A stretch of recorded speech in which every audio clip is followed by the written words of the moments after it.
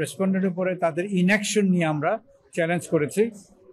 কেন female autopsy এবং postmortem যারা ফিমেলদের, সেটা কেন মহিলা ডক্টর এবং female member of paramedical staff তারা কেন এটা ডিসপোজ অফ করবে না, এবং তাদের ফেলিয়ারটাকে নিয়ে আমরা করেছি।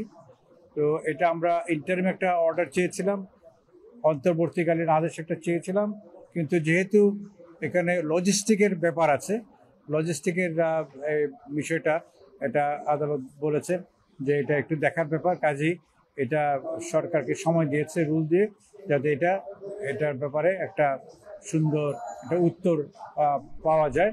এবং এটা আমরা চেষ্টা করছি এটা একটা গাইডলাইন করে দেওয়ার জন্য, একটা গাইডলাইন হিসাবে, যাতে এটা সরকার একটা সুন্দর এই রেসপন্ডেন্টদের পক্ষ থেকে একটা সুন্দর একটা নির্দেশনা আসে সেটার ব্যাপারে, যেটা ইতিমধ্যে বিভিন্ন দেশে হয়েছে। নারী মৃতদেহ নারী ডক্টর দিয়েই পোস্টমর্টেম, অটোপসি এবং তার প্যারামেডিক্যাল স্টাফ সহযোগিতায় সংরক্ষিত থাকবে, এই বিষয়টা করে নলেজ আমরা নিয়ে আসি, এবং কোর্টও আমাদের এই কথাগুলো অ্যাপ্রিসিয়েট করে একটা রুল ইস্যু করেছে। এটা অনেক দীর্ঘদিনেরই চাওয়া ছিল।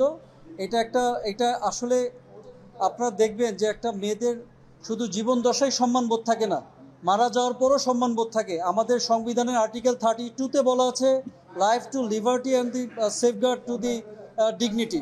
তো এই কনসেপ্টটা ইতিমধ্যে ইন্ডিয়া পাকিস্তানে অলরেডি ডেভেলপড হয়ে গেছে। আমরা কেন পিছনে পড়ে থাকবো?